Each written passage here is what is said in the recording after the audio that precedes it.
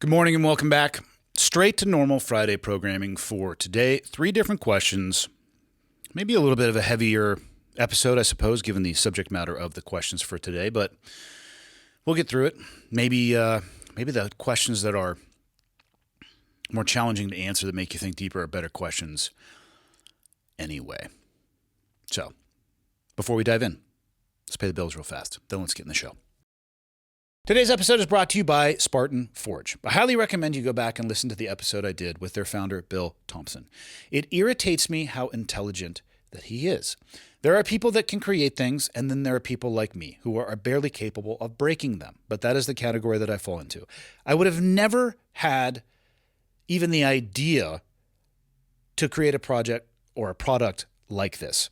Spartan Forge is legit. And what I'm going to say is one of the coolest things before I talk about it is that it keeps evolving. I'm on their mailing list, and I just got an email. Now they have burn coverage maps. They've had maps that show the difference in North Carolina, pre and post that horrific storm and flood that they had there. They've added the ability to look and see lighting throughout the course of the day, and not just the day that you're in. You can forecast way out into the future. And all of these things are amazing planning tools. Now, the Spartan Forge app itself, I'm going to put it into the hunting genre. It's similar to other apps that are out there, but it has so much more. It is so cool in this modern era to be able to hold onto your device and look at somewhere you want to go hunt, and you can research terrain, topography. One of the things I've talked about often, especially when it comes to flying helicopters, because I use 2 apps. I use an app called ForeFlight, which is very particular for flying. And then immediately I switch over and I come onto Spartan Forge and I'm looking at their LiDAR because it gives me an idea of the terrain underneath the foliage, which is just something you can't do with any other software that I'm aware of. I can look at UAV imagery, I could look at satellite imagery, but I don't know what's underneath that. I don't know the slope of the ground. And that stuff is all very important for rotary wing. So I'm using this tool in a completely different space. I've had engineers reach out to me and say that they're using LiDAR and the mapping features. It's unbelievable.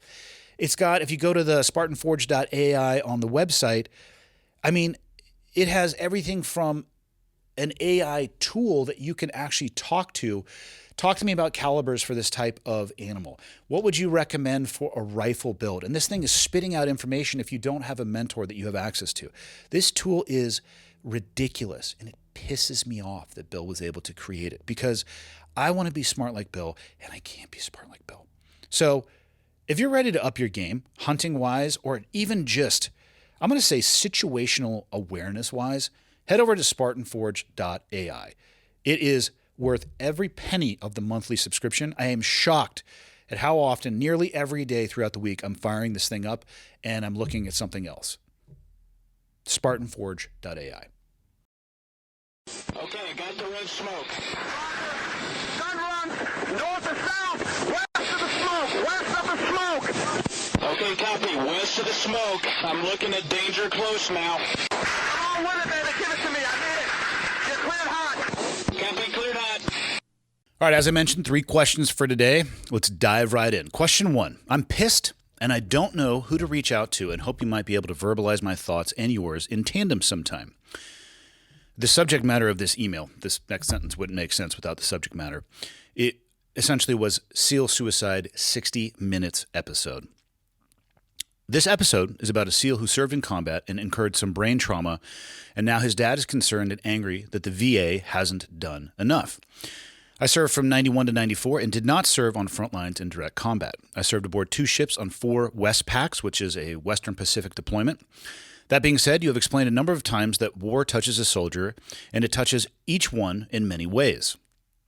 It may be directly in wounds via bullets, bombs, or other projectiles, and other may be from being next to many explosions through training and real-life missions. With that being said, soldiers are aware that those things happen, especially being in special operations. But what's the goal of this father on this episode? Is he asking for money from the VA? I'm confused and know for a fact that my last 15 years through my care through the VA has been exemplary because of my own proactive care and knowledge of what I wanted and needed, including procedures and mental health. If I needed medical care, I was seen immediately and asked what I wanted to happen, medicine or other care. If I needed to see mental health, if I needed transferred to a VA center if I needed the crisis line. I was connected immediately, and I was asked if I needed an ambulance. I also used urgent mental care for my issues, and when I was going through divorce, and was seen within 15 minutes by a social worker. After 15 minutes, I was followed up by phone call the next day to see how I was doing. I'm just confused as to what people are complaining about. If you want disability monies from government for what you did, it's going to be a long and possibly expensive progression. If you are in need of help and medical care, you just need to show up and ask. Please advise and ask. Okay. There's a lot in that. First thing I'm going to say is this to whoever wrote this. Take a deep breath. Take a step back and detach yourself from the care that you have received and the situation that you are in with the situation that other people might be experiencing. I have heard plenty of stories where the VA has provided exemplary care, and I'm very glad that you've had that experience. A lot of those stories are tied to exactly what you brought up in your email, and that is you knew what you needed, you asked for it, you were proactive in your care, and you received the care commensurate with what you asked for. That's kind of true for civilian hospitals as well. And interfacing with healthcare, I would recommend that approach for just about anybody. Don't be a victim of your care, and I'm not saying that negatively. Be proactive and be involved. Don't sit there waiting for somebody to tell you what is going to happen. Get involved. Ask questions. Be proactive. If you think you need something or are curious about something, ask for it. That's going to improve your care in both the VA and civilian medicine. But for the person who wrote this email, what the fuck is somebody supposed to ask for if they don't know what's going on inside of their body? You know, when people volunteer for special operations, they understand that there might be more risk involved due to the proximity to direct combat, like you mentioned, or even training than potentially a Westpac or duty on a ship. That doesn't mean that they're asking for those things to happen. It means that they're aware that that job might create exposure to those things. And the vast majority of people are able to navigate through that and not have lifelong or life-ending consequences. But for you to sit back and say, well, they knew the risk of that, my answer to that is you can go fuck yourself, okay? I'm glad that your experience in medicine was what it is. But you need to do a much better job of getting outside of your own shoes and view this through the lens of somebody who is having a change in their body slowly over time, no longer recognizing the person that they see in the mirror and unable to ask for the help that they need because they don't understand what is going on. All right? And be honest with you, your email is seeping with arrogance, and it irritates the shit out of me. Now, I watched the episode. It's about 13 minutes long. I'm going to put it into the show notes as well so people can watch it themselves. What I didn't get out of that episode at all is somebody concerned or angry that the VA hadn't done enough. What I saw was a father who discovered his own son after he had taken his life, trying to do everything that he can to figure out why that happened, the potential things that could have led up to it, and hopefully implement change or maybe even warning signs along the way, tests and procedures along the way, so that the military can highlight these things before it gets to the point of somebody taking their life. Warning signs along the way. And I've had these conversations. If anybody's listened to this show, I have talked many times with people from my old job, and I've asked them, should there be a maximum limit in exposure to combat? And oftentimes I'm phrasing that through the lens of the psychological burden that can be associated with that. But the physiological burden, I have no ability to rate and say one it's 60-40 or 30-70 or 50-50 or whatever it is. I'm just going to say that they're both present, and they're different in both people. Almost every one of my friends and myself agree that there probably should be an upper limit of exposure to these things because just like anything else, whether it's coffee or water or aspirin, there's a toxic dosage. Will that potentially make less people want to do the job? Maybe, but at least they're making more educated decisions on the way in, and it can prevent other fathers, hopefully, or mothers, from finding one of their children, excuse me, after they have decided to take their own life. So I don't know where you're getting this VA hasn't done enough. Is this dad looking for money from the VA? I didn't get that at all. I don't know what kind of heartless person you have to be to watch this video and not see a father that is doing the best that he can to not be destroyed by the loss of his son. For you to somehow turn that into, well, people need to just ask for the care that they need. And yeah, if you want disability, it's going to be difficult. You just need to show up and ask. You need to check yourself. If this was a conversation that you and I were to have in person, I would run up one side of you and down the fucking other one. I would 100% put you back in your place because you have no idea what you're talking about and you are completely viewing the world through your own experience. And you need to grow the fuck up because your attitude and just show up and deal with it, you have no understanding what it is like to either feel a change in yourself or to see a change in your friends, to see a personality almost go from a full color portrait to a black and white fuzzy image, to watch somebody slowly start taking steps back, not because they want to, and not because they even understand what is happening, but probably because they don't understand what is happening and are on this internal quest to figure it out, and they can't because they don't have any answers. But to step backwards slowly from everything over time. In my own experience in the community that I came from, oftentimes this can be layered with substance abuse, usually alcohol, which is not a great lever or mechanical advantage for anything. I mean, I'm sorry, there's not a single solution in the bottom of any bottle.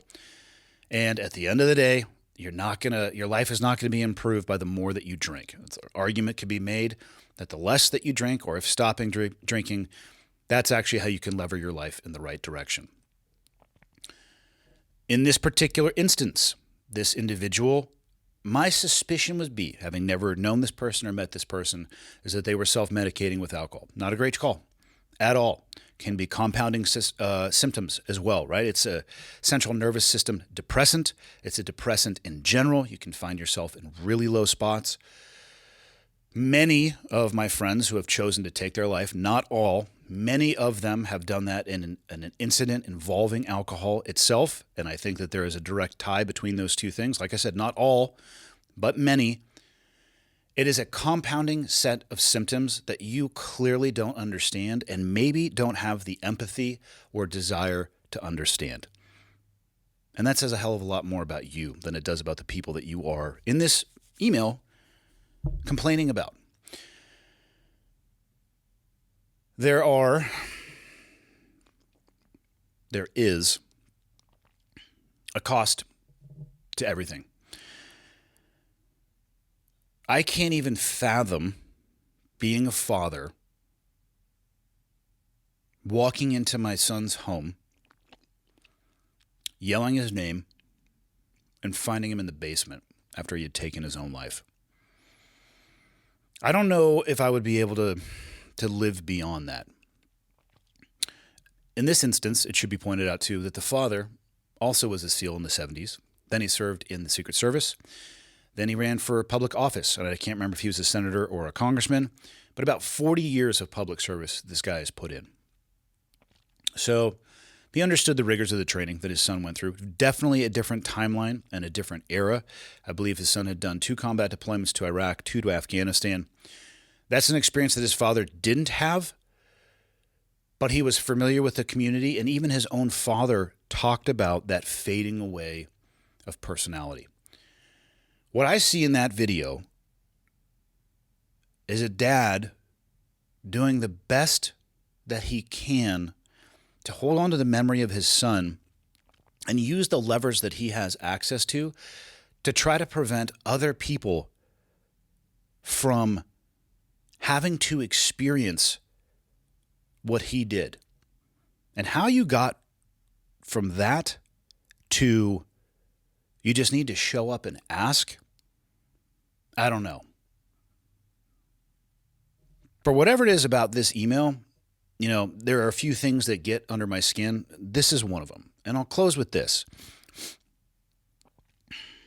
If you don't have any experience directly with what it is you want to be angry about, and you don't have the cognitive ability to step back and step outside of yourself and think about things from a bubble slightly larger than the one that you view the world through, maybe you should take the time to educate yourself or shut the fuck up. And that's all I have for question number 1. Question number 2, changing gears. I'm a big fan of Cleared Hot and change agents. I like your approach to how you think and articulate your thoughts on certain topics. I do the best I can. I respect your ability to critically think, which I believe is severely lacking these days in our society. I don't actually know if it's lacking in our society. I think a lot of the interface that we have in society is through our phone, the anxiety rectangle, through social media, through text, and those are really bad mediums to express critical thinking. I think people are capable of it. I think most people don't have the ability to sit down. Strip the camera and microphone away because that makes people uncomfortable. It took me a long time to get comfortable with it. Strip those things away and have a conversation with people, at least, again, in my own eyes, in my own circle of people that I choose to live my life with. There's a lot of critical thinking going on, and there's a lot of conversations going on, but almost none of them are occurring over that device. I think it trends us down those devices, those apps, those platforms. They reward super short, concise, shareable, clickbaity, non-critical thinking, ooh, ah, wow, whiz-bang stuff. Whereas most people in the real world, they're not living their life that way. It's amazing how addicting that stuff can be, but that's also not how we live our life in the real world. It's a very interesting time. I'm sure every generation says that, but I've been having a lot more conversations about the difference that I see specifically on anything that we interface with on a screen and then anything we interface with our own eyes. There is a huge difference for me in my personal life, and I would ask this question to anybody listening. The content you consume on your device, and I realize I'm getting on a tangent here, but bear with me. The content you consume on your device, the things that you see on Snappy Chat and Instagram and TikTok and all these things, how much does that align with what you see with your own eyeballs in the real world? I have found that the things that I see and consume on, I'm not going to say exclusively, but a lot of what I see and consume on my phone is not reflective of what I see and consume and interact with in the real world. And I've talked with a lot of people who have done, what do they call it? Social media purge or just a phone purge. They get off everything for 30, 60, 90 days. They're happier. They have better interactions. Critical thinking is something that they spend a lot of time doing, which again, I think most people do. It's just everything has now been compressed to a 60 or 90 second or less. Better be able to share it, get some trending audio behind that thing or nobody's going to pay attention to it. It just doesn't reward that. And I hope that doesn't become the new norm because humans are pretty smart. There's a bell curve to humans. I am on the lower side of the bell curve, and then it goes up and then down on the other side. I don't know what it would look like to be on the other side of the bell curve. I wonder if we just have dum-dums on both sides and smart people in the middle. I don't know the answer to that one, probably because I'm a dum-dum. But really smart, but I don't think we can keep up with evolution the way that iPhones rotate themselves through. So I digress. Severely lacking these days in our society. It's still there. We just need to do more face-to-face stuff. As a former military member and someone who speaks on leadership, I would love to hear your opinion on the recent events in which some of our top officials used the Signal app to exchange messages about strikes in Yemen. Do you believe people like Mike Waltz and Pete Hegseth are incompetent? Would you agree that incompetence like this not only endangers our military personnel, but even further drives our allies away from us because they do not believe the U.S. can be trusted? What are the national security implications from an event like this? Again, would love to hear your thoughts on this since you served and talked to people about leadership. That last sentence is true. I do both. Let's go one at a time. And actually, first, this is one of those where I'm going to talk about what I do know and what I don't know. Here's what I don't know. I don't know at that level, the secretary level, and by that I mean, Secretary of Defense. I don't know, or even in higher levels of government, I don't know if they have specific methods and means of communication that they are supposed to use at all times when it comes to just communication with other departments inside of the government. Meaning, do they have a phone that looks like this, but it's not an iPhone and it is a government encrypted phone and you are supposed to use specific means of communication only with people that have that type of phone? I don't know. I've heard that the president has a particular type of phone that looks a lot like a commercial phone, but isn't a commercial phone and has hardened with encryption and this, that, or the other. I don't fucking know. You know who would know? Bill Thompson would know. Because, that dude worked at DARPA. As far as I'm concerned, created the space shuttle in the 60s, even though I don't think he was alive. But, so I'm not sure. Now, in the military, in my own personal experience, we had green lines, we had red lines. Green lines are unclassified. That is call home from the team space. Red lines are classified lines. So I know that exists, but we also live in a digital and mobile age. So I don't know from a doctrine level inside of the government what their policy is on cell phone usage. I know a lot of people think that Signal is highly encrypted. And from my understanding, let me be very clear on this. When I talk about encryption, when I say the word encryption, I roughly know what it means. I don't know how they do it. I hear people say end-to-end encryption. I think I know what that means. I think that means it's from one user to the next. It's encrypted and nobody else can see it. That's the limit of my knowledge right there. I'm not trying to be smarter than I would appear to be on this particular subject. But from the people I know who are really good at this stuff, they all essentially say the same thing. No platform is perfect. No platform is without the ability to be exploited. So take it or leave it. I use iMessage. They say it's end-to-end encrypted. So basically, I feel like I'm good. Also, a national state agent would be utterly and completely bored by what I text back and forth. I mean, if you were to look at the exchanges between my wife and I, it's mostly pictures of our dog Javelin eating things in our house and sending adorable pictures or shocking pictures of how large his balls are. As a complete aside that has nothing to do with this email, we had a dachshund before I got divorced. He was fixed. He had a little pancake holster. Javelin is not fixed. And I'm going to tell you, his balls almost touch the ground. And it is shocking. And I marvel at them sometimes. He'll do his morning sun salutation and he'll stretch out. And I just try to think in my head, if he was the proportional size of a human being, they would be at like the mid-shin. And it's impressive. And sometimes I take pictures of it and I'll send it to people. And if I do, you're welcome. Welcome to the club. So again, and I do that over iMessage. So you can't see it, China. Because it's end-to-end encrypted, even though I don't know what the fuck that means. Now, that's what I don't know. I don't know what systems and what protocols are in place for those people. So I'm talking out of school here a little bit. Let's go backwards. What are the national security implications from an event like this? That's going to depend. I don't know the exact specifics of what information was exchanged. From my understanding, a group, I'm going to call it a text thread, even though I know it was on Signal, a group Signal, or a group text thread was created. I believe at this point, this morning I saw a article saying that Waltz basically said, this is completely my fault. I'm the one who created the group. I'll own the responsibility for it. Cool. We'll get to that in a sec. What I understand is a group thread was created and they were talking about an upcoming strike in Yemen. Now, I know a lot of people in the media are saying war plans were leaked. Let's take a slight step back from that. You know, Operation Iraqi Freedom, Operation Enduring Freedom, to go back into the GWAT era, of the 3 levels of warfare: strategic, operational, and tactical. Strategic is like the national, what is the United States? What is our foreign policy? How are we going to execute this? Operational, theaters of war, mature theaters of war, which Iraq and Afghanistan both became. And then tactical, things that are going on the ground. And I would put a drone strike into the tactical level of warfare. It's not operational.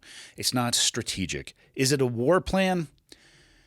I don't know. You could probably stretch that through some particular definition if you wanted to. I would view it as somebody who has watched many a drone strike occur and watched people on ISR, like Predators or Reapers, for hours and for days, and then watched those things terminate in strikes. Is that a war plan? In my personal opinion, no. So it seems like they were discussing a tactical strike in a non-mature theater of war. When you look at it through the lens of strategic, operational, and tactical, the doctrinal warfare of the United States, I'm not saying the Yemenis, I wonder how you would say that. Yemenis would consider it to be a strategic war or whatever type of war it would be. I'm just talking about it through the U.S. lens.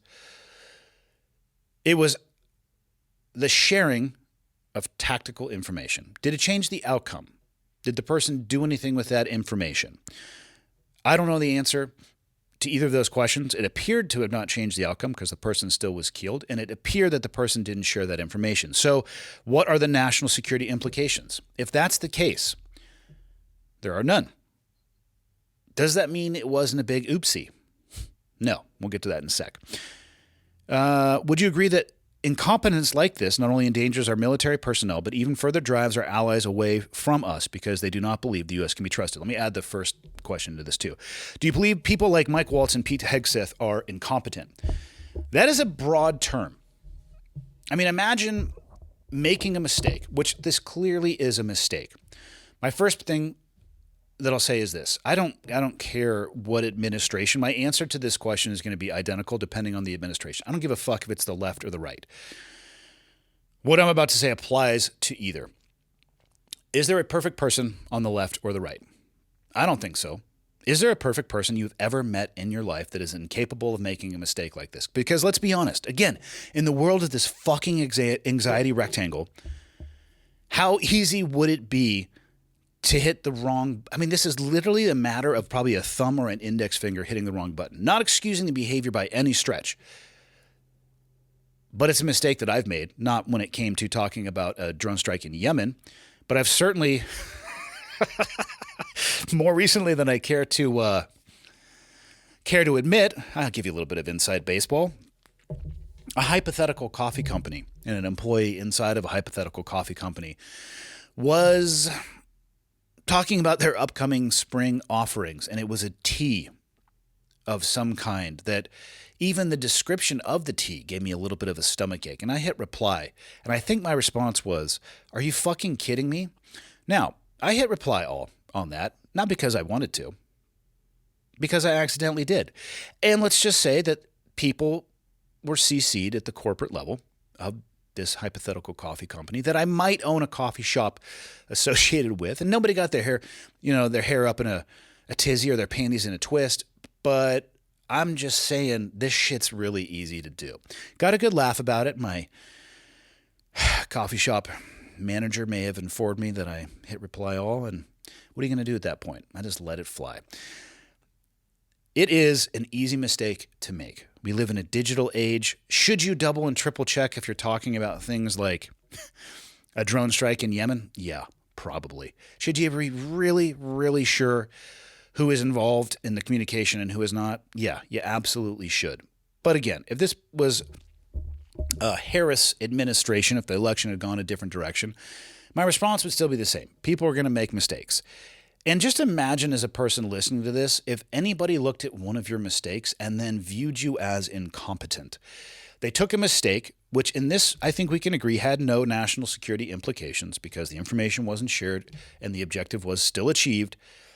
So you make a mistake, as we all do. I don't know if I've ever made it through a day without making a mistake, and they view you and label you as incompetent. I'm going to say that's a bridge too far. That's a little bit of a leap too much. Now, repeated behavior, that's a different conversation.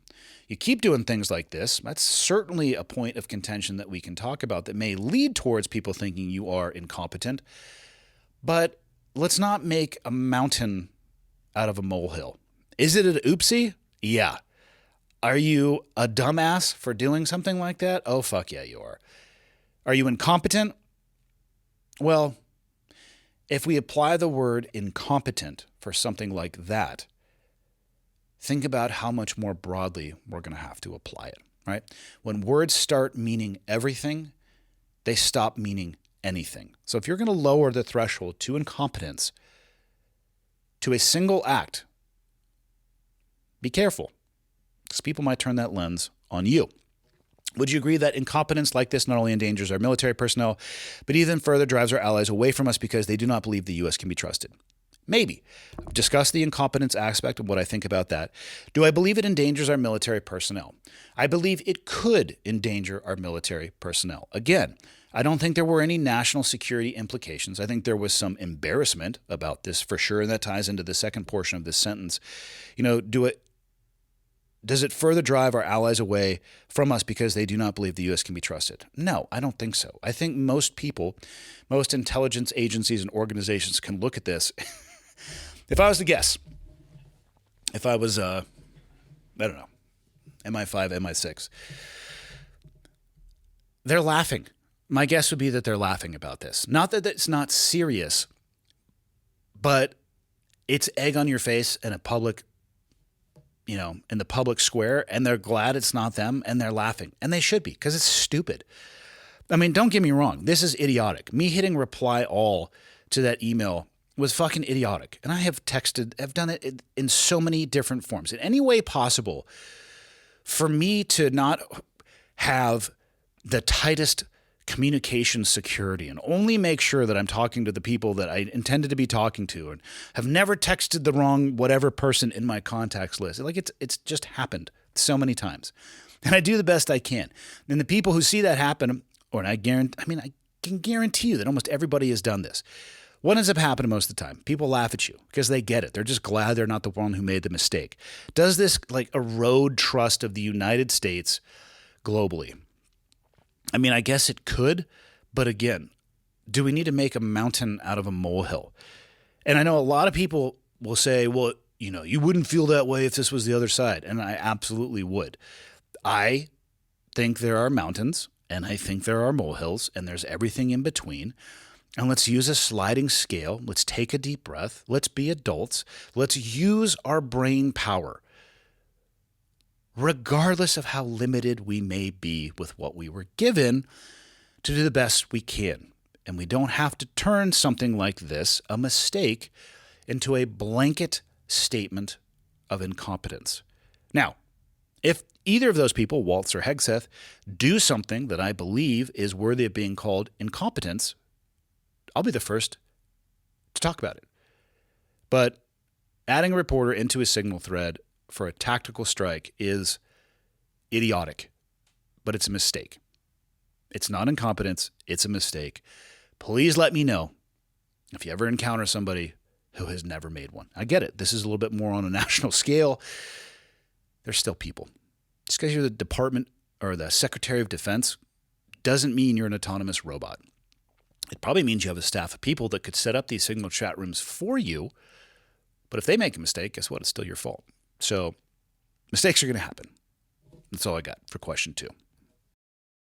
This episode is brought to you by Maui Nui, the only 100% wild harvested meat that's completely stress-free and responsibly sourced. Yes, you heard me correct. These animals are 100% wild, free to roam, and they choose their own diet. Now, this is axis deer. I'm going to tell you right now. Years ago, I got to go to Lanai with Sitka. Specifically, my buddy John Barklow took me out there. If it's cooked properly, axis deer is the single most delicious cut of meat I've ever had. And I don't think people would know. They wouldn't be able to call it. I'll put it to you like that. Blind taste test, they would have no idea, but they would absolutely love it. One of the things about axis deer, though, specifically in Hawaii, is that their populations are incredibly destructive. There's no natural predators.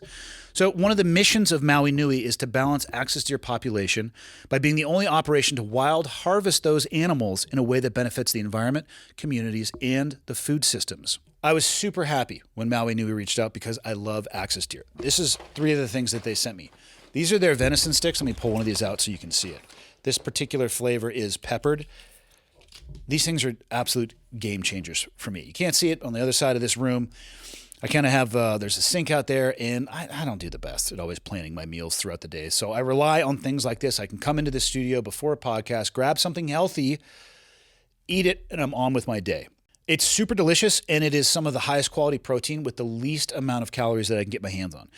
Up to 53% more protein per calorie than grass-fed beef. You heard me correctly. It's also loaded with essential nutrients, vitamins, and healthy fats. And it also tastes spectacular. So again, Maui Nui offers the only 100% wild harvested meat that's completely stress-free and responsibly sourced. It is perfect for anyone looking to elevate their meals with delicious, high-quality protein. Here's the offer. Maui Nui Venison is offering listeners a limited collection of my favorite cuts and products, but supply is limited by the nature of their work. So don't mess around. Don't wait. Head over to MauiNuiVenison.com/clearedhot. Again, that is MauiNuiVenison.com/clearedhot. All right, third question for today. This came in as kind of a 2-part email. And for the person writing this, I am just going to answer the first part because it ties into 2 guests that I've had recently. Hello, my name is Redacted, and I live outside of Redacted. And I am a truck driver. And yes, that seat has me in its comfy grips. In parentheses, I'm fat if you don't get it. I didn't get it until you said that. Also, this question is not about what you weigh, but are you comfortable writing down that you're fat? Your words, not mine. How does it feel to write that down? Do you want to do anything about that? And if the answer is yes, when are you going to start? Because the answer to that question is, how about right now? That's a total aside. I have some wild shit brewing right now, so strap in if you're reading. And I am reading, so here we go. All the reflection really started last year, but what brought it all to a head is this. My middle school gym teacher, where I grew up, was small town USA, got arrested for engaging in pedophilia-type activity recently. From my own experiences, I never knew him to be that way. I was a kid, what did I know? I had a rough childhood, and he was one of the first people to believe in me and show me that the limits I had set for myself were bullshit. They could be broken with hard work and a will to do so. Another time he stood up for me is when I felt like I was right and the authority at the time weren't hearing my side. He explained, it is not only what you say, but how you say it that can make the difference. Not going to go deep into the childhood part, but what I mean by rough is both my parents were addicts of some sort. And one of them took me outside and showed me the no hope left rope. This is just context because I don't mean rough as in I couldn't get a new pair of shoes rough. You get what I'm saying. No excuses on who I am today. That's just the facts, really. I never had any more meaningful moments with the guy. But with that alone, at such an impressionable age, I always thought that he was one of the good guys, in air quotes. So now I'm faced with the reality. You don't get thrown in jail if you didn't do that crime. I've always maintained, like everyone else, you do pedo shit and your life is thus forfeit. In the words of the mob, it is what it is. I like my memory of who he was. A vet, a stand-up guy who wants the best for the young minds he shaped. Effective education, not just blind discipline. A lot of people and former students like myself echo the same.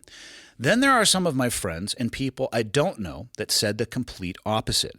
I always knew something wasn't right. Well, if you knew something was fishy, why didn't you say or do something? What I'm really saying is this. Is that just the facts? Did the guy I thought was a pillar at the time, was he actually a demon? How do I reconcile the two both being true? Is that even possible? I'd want every pedophile to die a slow and horrible death because of the trauma, pain, and suffering they inflict onto innocent children. I'd also be helping that process, but I ask myself, if I was in the room, would I make that one quick or just rather he get locked away forever with no hope of getting out? Would I make that one quick, I'm going to add decision in there for you. It's a tough email. Okay. I'm going to compare and contrast two things that you brought up in this email, and then I'll answer your question. Well, if you knew something was fishy, why didn't you say something? That was one of the questions you phrased in one of the paragraphs. And then in your second paragraph, you said, I was a kid. What did I know? So view that through the same lens of what you were talking about, your experiences, your upbringing, what you considered to be normal, what you did and didn't know, and then overlay that to the same kids that you're asking them, well, why didn't they say or do something? Because they were a kid also. And they may not have known. And that's why these fuckers prey on kids. It is a lot harder to prey on an adult that does know, that has knowledge, context, experience, a sense of self, solidified morality, an understanding of right and wrong.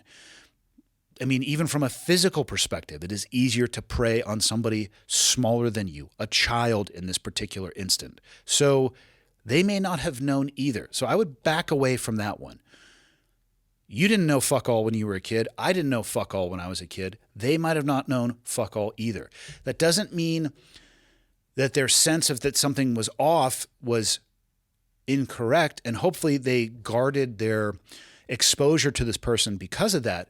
But just because you have a sense that something is off or somebody gives you a weird vibe, does that mean that you would have advocated for those kids going and saying, hey, I think this guy is a pedophile? That is a slippery slope, is all that I'm saying. If he crosses that threshold, fuck yes, you want that to happen. People give me the creeps all the time. I don't follow them home and observe them through the bushes often or ever. I'm joking. I'm fucking joking sometimes. And I manage my proximity to them. So you didn't know, they might not have known either. Give them a little bit of grace on that. Okay. How do I reconcile the two things being true? That this guy was a pillar at the time, but actually a demon. Are both of those things true? I don't personally believe, and this is my own personal opinion that counts for Andy Stumpf and only Andy Stumpf, I don't believe that both of those things can be true at the same time. I believe that you could be a pillar or that you could be a demon, but not both. If you put those in the same sentence, one of those is a mask. And in this instance, what I would say is that somebody who is trying to look like a pillar and behind the scenes is a pedophile is wearing the mask on the former, not the latter. And they are trying to appear like a pillar to sway people towards them, especially young, malleable people with which they can then prey upon. Have you considered that the reason your middle school gym teacher acted the way that he did towards you and helped you the way that he did and was a mentor for you is because in his mind, when he went home at night and was alone with his thoughts, was actually targeting you, was actually trying to bring you closer, right? He is trying to entice you to develop a level of enhanced trust that you would have in him. And again, I don't know the specifics of this case. I am going to, he said, you don't get thrown in jail unless you do that crime. So this person sounds like he has been adjudicated and found guilty and sentenced. So since I don't know this person or the details and I didn't give the specifics, I am going to answer this under the assumption that this person is in fact guilty of being a pedophile. How have you not considered that the reason that he treated you the way that he did is that he wanted to abuse you? I do not personally think You can be a pillar of society and a pedophile at the same time. I do not think that that can exist in the same person. I'm not a psychologist, I'm not a psychiatrist. Maybe there is a way for that somehow to exist in the gray matter between your ears, but I don't think so. You're pretending at one of those. And in my experience, you're pretending at one of those to feed the other. So I don't think you can reconcile that both of those are true, because I don't think that both of them are true. And I don't give a shit how much good somebody does. And this is a line that I've talked with many guests as well. You can talk about all sorts of things where forgiveness and grace can be given. But I have never had a conversation inside this room, outside this room, where somebody says, yeah, there's nothing that just can't be forgiven, and there's just nothing that I wouldn't be able to move on past. Because then you say, what about abusing kids? What about a pedophile? And they'll say, oh, no, fuck that. That's a hard line. For whatever reason, inside of our species, and I'm thankful that this is the case, that seems to be a very, very hard line. And I've made this offer many times, and I've yet to be taken up on it. And I'm more than happy to offer my services for free, more than happy to pay for my services. When you find these people, law enforcement, I would be very happy to skin them alive with a fucking potato peeler. Let's make sure they go through the legal process first, right? They're adjudicated, they're found to be guilty. I've got it from there. I'd need a blanket pardon and a little bit of time in a room with them, and I'd be more than happy to solve this problem. So people can hit me up, any law enforcement agencies that would like to hit me up for my services, please do. Yeah, because I'm very serious about that offer, unless there's some legal consequences, in which case I'm just joking. But your experience is obviously different than some of your classmates. I would ask yourself why. People who want to victimize others are not looking for hard targets. The data is back on this. My wife was teaching an intro to self-defense not long ago. And I'm fast forwarding to the world of adults at this point, or actually, you know what? I just had a conversation with Greg Anderson. I can tie this one in as well because he has a fantastic video on this. Law enforcement was interested on how predators select their prey. And I'm talking about humans, not wildlife at this point. There was a study done. I wish I had the statistics on it or the exact specifics. Law enforcement took videos of people walking on the street. And I don't think these people knew that they were being recorded, and maybe there was so many of them and it was so broad that you don't have to provide your consent. But they went to people who were in prison who were convicted of violent crimes and asked them to select the victim that they would go after based off of that video. And they did this with more than one person, obviously, more than one predator. The similarities in their answers were shocking. In that instance, it was how the person carried themselves. They're not looking for a fight. They're looking for a vulnerable person. In that instance, they're making that off of a visual assessment. I just had Greg Anderson on the podcast. He pulled up a video, and this was a pedophile talking about how they selected the children that they targeted. And the person said, beyond looking at the child, I looked at the father. And if the father seemed capable of violence, my words, not necessarily his words, competent, capable, I would add to that capable of violence, I did not approach the child. Why? Because they're looking to victimize. They're not looking to get in a fight. They're looking to get what they want with minimum exertion of effort and minimum risk. It is very possible that this person looked at you in exactly that way. Even in the way that you described him, he was a formative figure in your young life. I bet there was a level of trust that was established there. Who knows how far that line may have been pushed? Why didn't he choose to push that line with you? I don't know. Maybe because he was pushing it with other people. But I just truly don't think that you can be both. And I don't give a shit what you do in your life. I don't care if you create the cure for cancer. If in your off time you are abusing children, you can fuck right off into the sunset.